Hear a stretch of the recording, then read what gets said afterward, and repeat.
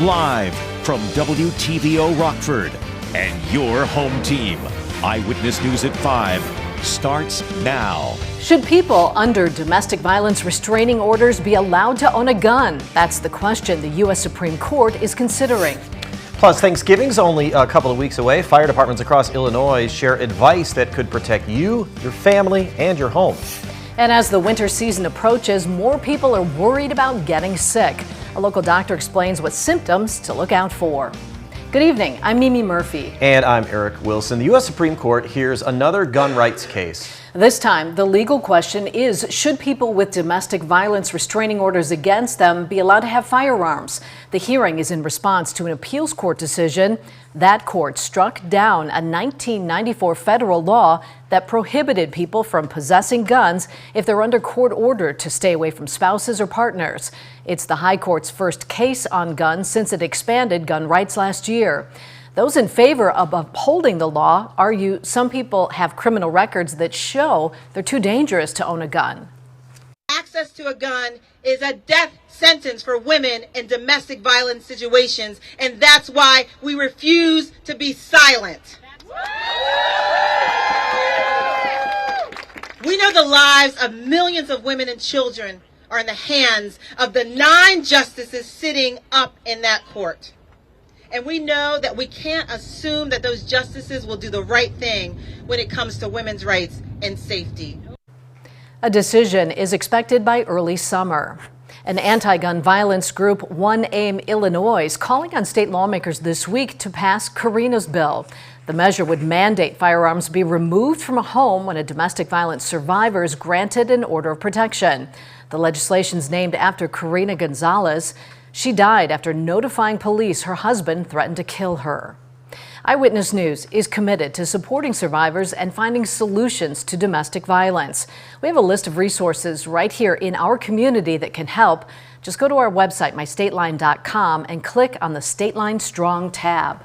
President Joe Biden will make a stop in the state line. He's celebrating the UAW agreement with Stellantis that includes reopening the Belvidere assembly plant. The president is expected to meet with local auto workers, UAW President Shawn Fain, and Governor J.B. Pritzker. Stellantis agreed to build a new $3.2 billion battery plant and invest $1.5 billion in the existing plant to build a new mid-sized truck. A Chicago man is sentenced after a shooting leads to an hours-long standoff with Rockford police. Jerround Brown was sentenced to 20 years in the Illinois Department of Corrections for 2 counts of aggravated battery with a firearm.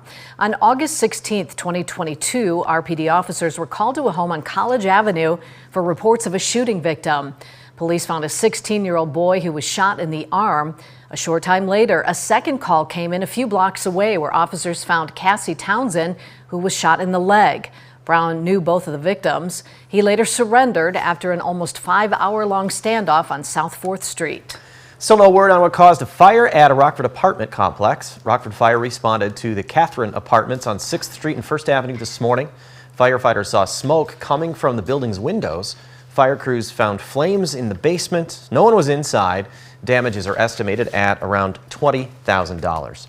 If you plan to host Thanksgiving and cook the turkey in a fryer, that can be risky. The Illinois Fire Marshal's office showed what happens when a combination of things are done wrong. In this scenario, there's too much oil in the fryer, the oil's overheated, the turkey's frozen, and the fryer's next to a building. This sparks an explosive fire. Instead, fire safety experts stress use a fryer outdoors on a flat surface. Make sure the turkey is totally thawed and dry. Use a thermometer to check the oil's temperature. Wear oven mitts, goggles, and long sleeves, and keep kids and pets away from the fryer. Always keep a fire extinguisher nearby and know how to use it in case of a fire. Do not use water to extinguish an oil fire. I repeat, do not use water to extinguish an oil fire. Never leave the turkey fryer unattended while it's in use. Another recommendation, be sure to have working smoke and carbon monoxide detectors. Our warm weather may be over for the year, and the cooler temps usually mean more people getting sick. That can raise questions about what's causing your symptoms. Drea Baroni talked with a local doctor. Drea, he says some of the most common infections are all subtly different. That's right. Just like last year, it's not simply cold and flu season anymore. There's also COVID and RSV to watch out for because they all have similar symptoms. It can be hard to tell the infections apart. A Mercy Health doctor says there are a few key symptoms to help sort out the source. These are all respiratory viruses and they're all highly transmissible. So I think in general, even out in the general public, it can be hard to know exactly what it is you're dealing with. 3 common viral infections this time of year all have very similar symptoms. The question is, how can you tell if it's the flu, RSV, or COVID? Dr. Timothy Carroll says there are some distinctions. Muscle aches, which tend to go so strongly with infections like the flu. There's some signs like wheezing, which tend to go with viruses like RSV. But it can be difficult, and there's the overlap can be significant. Because of the overlapping symptoms, he says it's best to get ahead of the disease by taking precautions. So I think one of the best things you can do to really protect others is if you are able to stay home from work when you're feeling sick and you're feeling that you're not feeling well, that's helpful to try and limit the spread of the disease. Another thing you can do is just make sure that you're following really good, simple hygiene, washing your hands several times a day. Dr. Carroll adds, while you can treat some aches and pains caused by the viruses with over-the-counter medication, more intense symptoms may require a second opinion.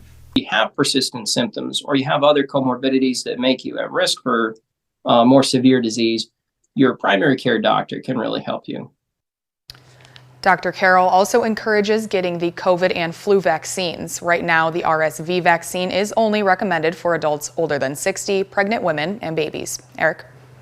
Thanks, Drea. Rockford High School unveils a revamped space dedicated to creating. Roosevelt Community Education Center held a ribbon cutting for its newly renovated manufacturing space. The project was paid for and sponsored by 4 local industry partners. Talks for creating the space began earlier this year. Organizers saw a need to update the workspace to match modern manufacturing. RPS 205's Director of Career and Technical Education says the program is about instilling confidence in students and employers. The investment that we're making here is allowing them to go, okay, we now can feel confident that when a student comes to us and they say, I graduated from Roosevelt Community Education Center, I graduated from Jefferson High School, and I was in the manufacturing pathway, they can have confidence that they know what has been taught, they know what to expect out of those students, and they know those students are prepared to come in and start at those entry-level positions and work their way up the ladder quickly. RPS hired a machinist with 12 years of experience to help lead manufacturing classes. This week, we recognize the sacrifices of all who served in the military with a special edition of Eyewitness News. You'll hear stories from across the country and here at home. Veterans' Voices honoring those who served airs Friday at 6 right here on WTVO 17. The government shutdown is fast approaching once again. Up next, the Senate and the House need to cooperate for a compromise. Well, we didn't make it into the upper 60s like we did yesterday. Still a pretty decent afternoon as temperatures today rose into the low to mid 50s. We do have a couple of showers that'll dot the skies later tonight and may even hear a few rumbles of thunder. I'll time out those rain chances coming up in the first warn forecast a little later. You're watching Eyewitness News, your home team with Eric Wilson, Mimi Murphy, Scott Leber, and Chief Meteorologist Candace King.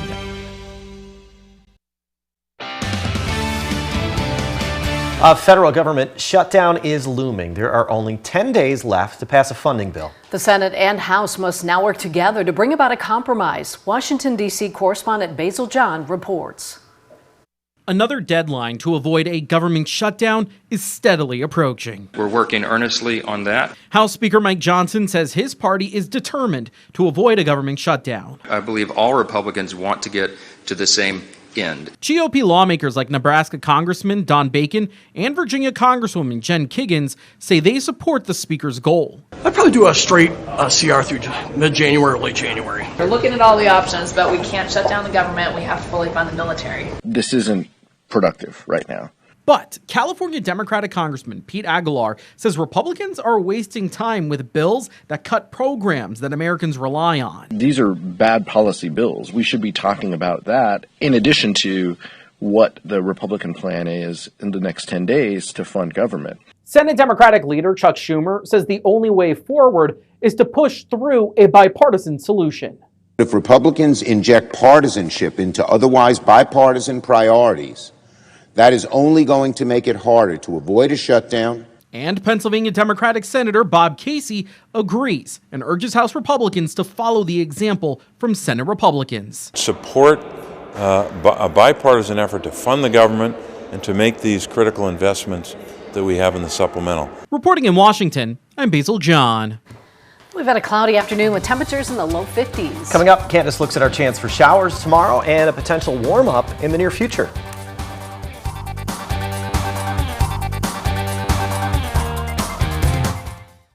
Now, your first warned weather forecast from Chief Meteorologist Candace King.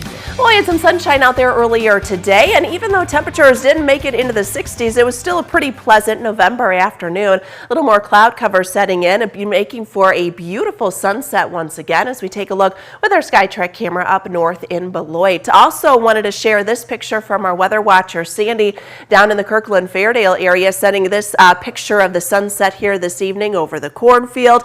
Just a beautiful sunset. We've had quite a few of these as of late with those clouds sitting on the horizon. So thank you for sharing those photos. And if you have any weather pictures, sunset or sunrise pictures you'd like to share, weather at WTVO.com. Sandy's got a current temperature of 51 degrees down there. No rain today, but we will see a couple of showers begin to work in later tonight and then into the morning tomorrow. 49 for our weather watcher Terry in Genoa. We've got an easterly wind coming in at about 10 miles per hour. 50 right now in Freeport, 51 here in Rockford, 50 in Rochelle. You're down to 47 in DeKalb, and 52 our current temperature in Sterling. We've got a warm front that sits just to the south of us, and you can tell when you look at temperatures where that warm front sits by numbers that are in the 60s and the 70s down to the south, sit currently in the 50s here north of that front, and then even in the 40s. Unfortunately, that warm front falls just shy of reaching northern Illinois and southern Wisconsin during the day tomorrow. So the warmth comes close,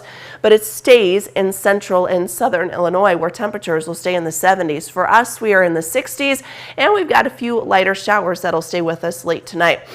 Most of this evening is going to be dry. Shower activity moves in. This will be after midnight tonight. It'll start off light, and we're not expecting anything too heavy here as we go through the night. But with a little bit of instability north of that warm front, wouldn't be surprised if maybe there's a rumble or two or thunder, especially over southern Wisconsin, very early tomorrow. As that front pulls northward, again, it'll fall just to our south. Our winds come in from the southeast during the day tomorrow. Some spotty showers on and off. We've got those in the morning. A little bit of a break, and then we could see some redevelopment of some lighter rain showers, these staying scattered going into tomorrow afternoon and early evening. Cold front comes in. That'll shift our wind back around to the northwest once we get into tomorrow night, bringing temperatures back down into the 30s. After that, we are dry through the rest of the week and going into the weekend, and likely even going into the majority of next week. When we look at our rainfall totals, highest numbers will be up to the north. That's where a couple tenths of an inch of rain could come down. For most of us, it's right around a tenth of an inch. So this is not going to be a heavy rain producer by any means. A couple of areas north of the state line may get up to 2/10, maybe even a quarter of an inch of rainfall. 44, that's where we'll settle for tonight underneath that mostly cloudy sky. We are dry through this evening. Little drizzle, light rain showers will move in. This will be after midnight. Temperature tomorrow, even though on the cooler end with the cloud cover, we are still above average. 56 for tomorrow afternoon. We'll maintain those 50s here as we head throughout the rest of the week. It's a little chilly for those overnight lows going into the weekend, but then it looks like those temperatures will climb back above average by the time we get into next week. It sure is nice to see those temperatures at the beginning of next week. Yeah. Thanks, Candace. Scott's in next with sports. The Ice Hogs are on a roll, and a new addition could keep them on the winning path.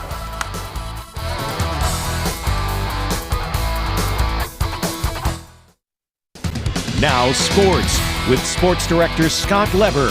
It's not how you start a hockey season that matters, it's where you finish. But the Ice Hogs are more than happy to be sitting in first place in the AHL's Central Division. They're coming off a weekend sweep in Manitoba that has pushed their winning streak to 4 straight. Overall, their record is 5-2, and that puts them just ahead of the Texas Stars, the team that'll be at the BMO tomorrow morning for a Kids' Day game. The Ice Hogs still the #1 rated power play unit in the league, and they're the 4th highest scoring team in the league, and they're playing strong defense. Vibe's great in the locker room. I think guys are excited. They're happy with how we're playing. I think our biggest thing has just been consistent defense. I think we're not giving up a whole lot of great chances for the other team, and obviously we've had great special teams. Power play and penalty kill both been very good. So if you got those and you're all working hard, you're going to have good chances every night. Rookie forward Colton Dock is one of the latest contributors to the Ice Hogs. He made his debut with them over the weekend, and he had his first AHL assist. Dock was the Blackhawks' second-round draft pick in 2021. He is the younger brother of another former Ice Hog and former Blackhawk, Kirby Dock. He spent last season in junior hockey in Seattle, and Dock says he is amped for his first full professional season. Yeah, I think I want to come in here and, first professional season and show that, I could play with these guys. I'm a bigger guy. Need to use my feet a little bit more, I think, than the first 2 games. But, I'm excited to keep going. Coach says you and your brother are totally different types of players. Would you agree with that? And growing up as the younger brother, was there a tendency to want to try to be like your older brother? Yeah, but every time we were on the ice together, he was usually the one trying to make plays and pass the puck. I was trying to put it in the net. So, and then when we were doing one-on-ones, I was trying to knock him into the snowbank on the outdoor ring. So I think that's where I kind of got my physicality from it. Is going against him and trying to be the younger brother that beats up on the older ones.